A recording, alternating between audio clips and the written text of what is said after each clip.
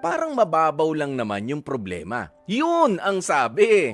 Pero sa tuwing nauuwi na sa pagtatalo ang magjowang sina Roland at si Bettina, daig mo pa ang napakalaking suliranin na pinasok ng dalawa talaga.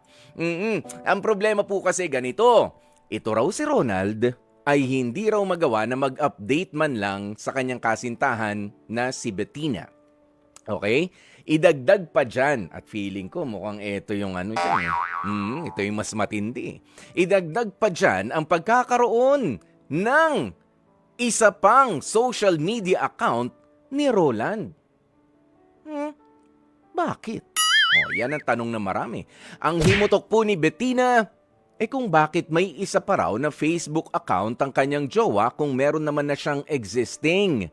Ha? Saan kaya ginagamit yun? Plus, nagdagdag ka pa ng account nga naman, hindi ka na nga makapag-update dun sa isa. Oo, yan po ang aalamin natin, ano? Ayan, pero seryoso nating pag-uusapan yan. Mula po sa Caloocan, kausapin natin 28 years old, si Bettina. Sige, Bettina, magandang tanghali sa'yo. Good afternoon po. Hello po. Accurate ba ang lahat ng mga sinabi ko dito? Yes po, yes po. Ayan. Okay, hindi magawa na mag-update nitong si Roland. Pero ano ba talaga ang status ng relationship ninyo? Married ba kayo? Live-in partners? O boyfriend-girlfriend? Live-in partner po. Oo. Gano'n na katagal na kayo ay nagsasama? Bago lang din po kami magsama, sir. Gano'n kabago? Kahapon lang ba? Hindi naman. More than a year pa lang naman po. Matagal-tagal na rin. Oo, mahigit 1 taon na magkasama. Pero doon, kailan mo nalaman na meron pa siyang pangalawang social media account? Lately lang po nung mag-start po yung Burr month. Paano mo nakita yun? Para ano po kasi yun sa phone po kasi, di ba po sa Messenger, meron po dun sa upper left part na parang color red po na magno-notify doon. Once na, parang may number po doon na nakalagay kung mayroong message na natanggap, kung meron pa pong isang account na na-login na po doon. Doon po. Okay. Hindi ko alam yun Hindi ako malikot sa ano. Hindi ako malikot sa mga social media. Pero hindi, parang sa mga nakakaintindi, no? Meron yung message notification. Okay? Tapos pagka Parang inopen, number po ng message na na marireceive nung isang nakalagin na account po. Ibig sabihin nakadugtong siya. Na account. Nakadugtong siya sa isa pang account. Tama? Halimbawa po nakalagin po yung account ko. Tapos may isa pa po akong account. Nilag out ko siya. Ngayon, parang may magno-notify po doon yung number ng message na na-receive po nung isang account na yun. Oo. Yeah. Nabubuksan mo yun? Nung nakita mo? Hindi po. Hindi. Hindi. Ano kayang paliwanag ni Roland nung nakita yan ni Bettina? Ito po, makakausap din natin si Roland. Roland, magandang tanghali sa'yo. Magandang tanghali din po.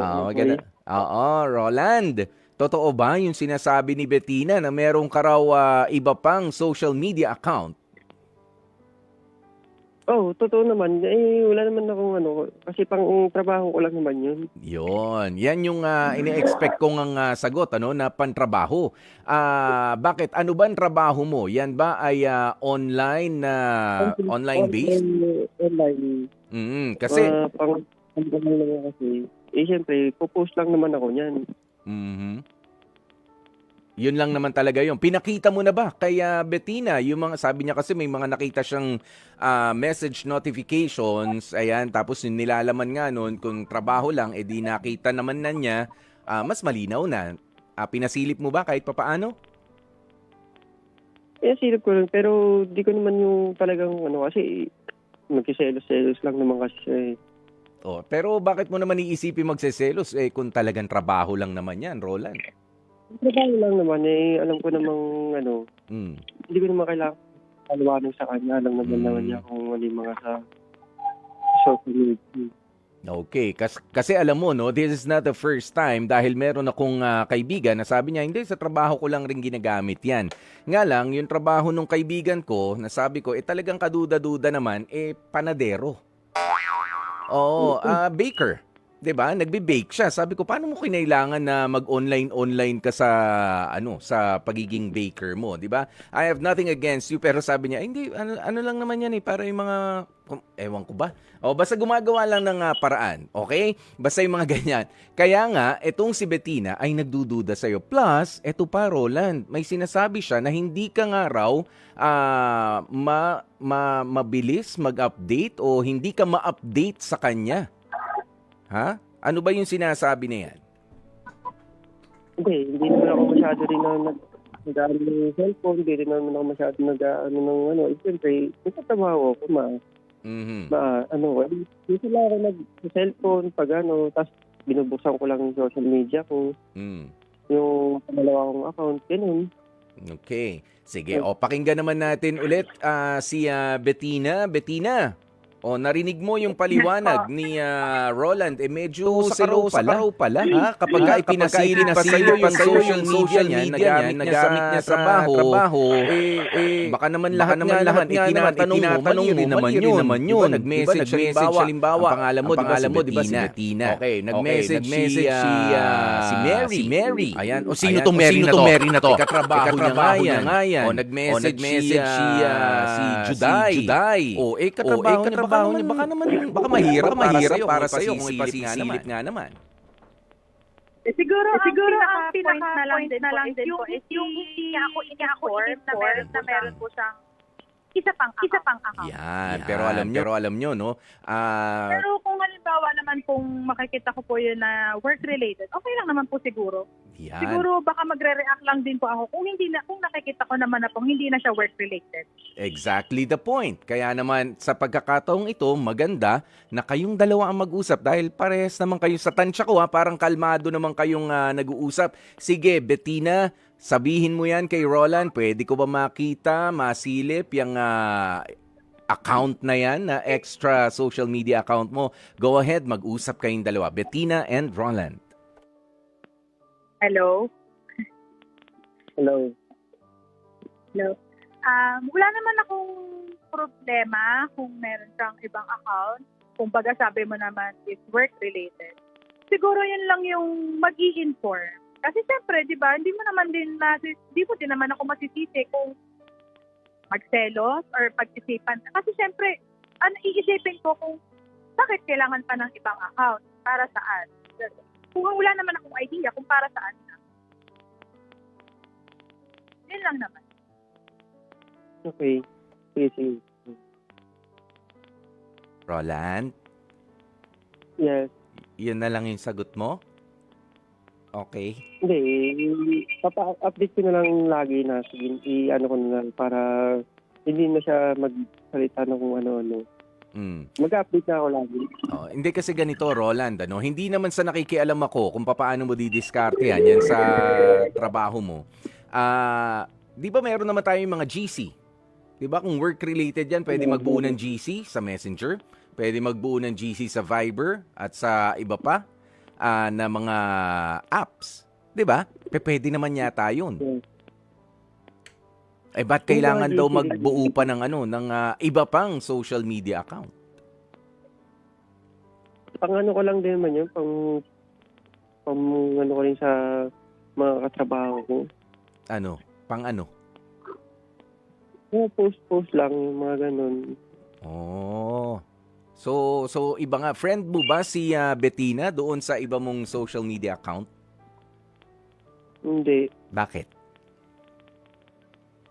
Ayoko lang talagang mag-search o mag-ano sa yung ibang sabi sa akin na sakit. Ayaw magselos, ayaw masaktan. Bettina, matatanggap mo ba yung katwiran na yun ni Roland?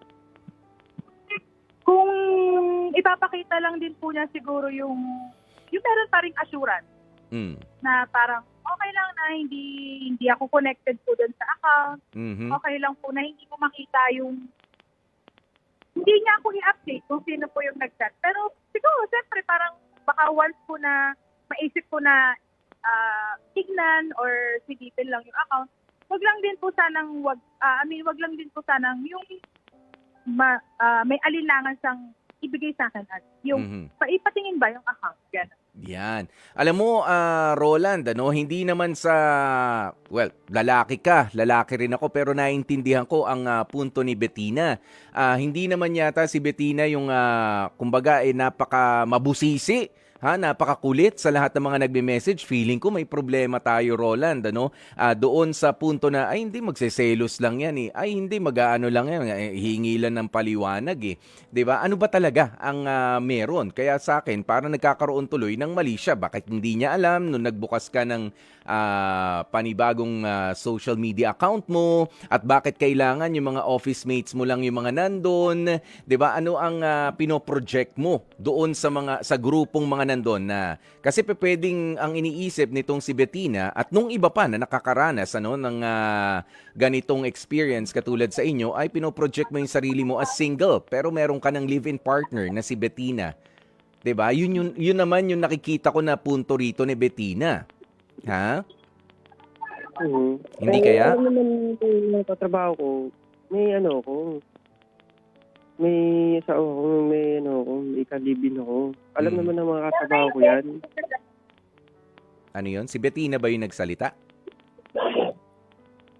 Bettina? Si Roland po, sir. Okay. Pero siguro, ang gusto ko na lang din pong isipin is, ngayon parang nagkakaroon ako ng konting, baka gusto lang din po niyang ihiwalay yung personal na buhay niya dun sa trabaho niya, na parang wag lang din pong gamitin yung personal na buhay niya against sa kanya sa work niya. Pwede rin naman yun. Kita mo, maganda pa rin mag-isip si Bettina. At totoo yan, ha? I personally did that. Kaso nakakapagod. Nakakapagod kasi pagka meron akong gustong i-update na gusto kong malaman ng mga kapamilya ko rin, ng mga relatives ko, mga kaibigan, popost ko rin sa isa, popost ko rin dito sa isa. So ang ginawa ko ngayon, isang account na lang. Nakakapagod kaya? Pero para nga sa protection din, tama ba yung sinasabi ni Bettina, Roland? Ganun ba ang gusto mo? Kumbaga magpo-post ka lang, ito pantrabaho lang. 'Di ba? Kung meron akong issue na gusto kong paringgan, halimbawa, tatampuhan kami ni Bettina. Doon 'yan sa account ko na merong Bettina. Tama? Tama.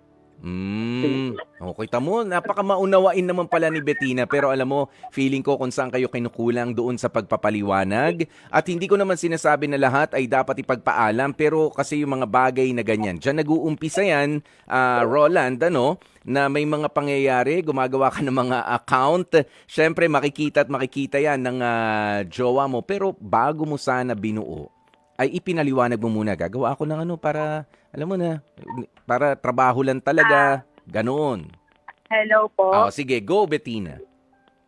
Bali, po kasi, parang ang opinion ko lang din, kasi siyempre, nag-partner po siya eh. Parang, siyempre, responsibility niya na po yung isa't isa. So, hindi naman din po sigurong masama na mag-demand ako na dapat po ganito, ganyan. Since nagsama po kami, responsibilidad na po namin yung isa't isa. Ayan. Kaya sa ngayon, ano ba ang gusto ninyong mangyari? Sana, Bettina, ano ba ang request mo na gawin itong si Roland? At ikaw naman, Roland, ano naman yung pwede mo ring gawin? Andyan na ang barangay.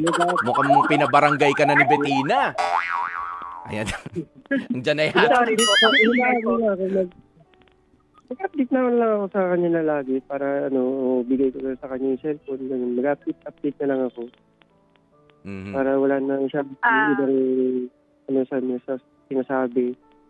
Sige, ano yung mas malinaw na plano para sa inyong dalawa? Mag-update na lang ako. Siguro na lang. Siguro sa kanya siguro na lang. Siyempre parang mag-update ka din ng, hindi naman siyempre labag sa kalooban. Parang mas okay pa rin na kahit hindi naman yung minuto, ganyan. Parang halimbawa kung nasan ka lang na ganito, ganyan, kung nasang lugar ka, ganyan. Hindi naman yun to the point na kumain na ako, minom na ako ng tubig. Yung lang, tamang update lang. Yes. Yung nasa ganitong lugar ako, ganyan. Parang in case may mangyari sa'yo, wag naman sana. At least, di ba, alam ko kung anong gagawin ko? Saan ako pupunta? Yung ganun lang naman. Kunin mo na lang yung account ko, tapos dalawang account ko. Hindi, okay na yun. Paano? Paano yun, Roland? Eh, kukunin niya na yung dalawang account ko. Oh. Ayun na, update na lang yan. Update Ibibigay na mo siya sa kanya. Pwede, Oo, pwede para niyang masilip-silip. Oo, sige na. Para, dahil lang doon sa second account, siyempre, hindi ko naman pagdadamot ko rin. Oo. Para mawala nga yung agam-agam din ni Bettina, 'di ba, na meron kang ginagawang masama o ginagawang kakaiba doon sa second account mo. Sabi ko nga, pwede ka mag-post as single doon o may didiskartehan ka, may ka-chat ka doon, hiwalay na hiwalay yan doon sa main account mo. Ayan, pero yun nga. So ngayon, ano ba ang inyong HEART decision? Ano ang inyong heart decision? Ano ang sinasabi ng puso ninyo, Bettina and Roland? Roland, sige, ikaw, ano ang heart decision mo dito sa problema nyong ito? Ako naman, okay na ako. Bigay ko na lang sa kanya lang yung dalawang account ko. Tapos, di na ako gagawa ng iba. Hindi na ako So, paraan para maayos na yun. Okay. Ikaw, Bettina, okay ka ba doon? Yes po. Siyempre, parang kung saan din po kami mas magkakaintindihan. Mas magkakaunawaan. So pumili kayo sa mga letrang ito, H, E, A, R, or T. Ha? A po siguro ako. Ay, approve. Sige. Roland, agree ka ba doon? Oo. Ha? Parang di ka masaya. Roland. Ha? Hindi ka yata masaya.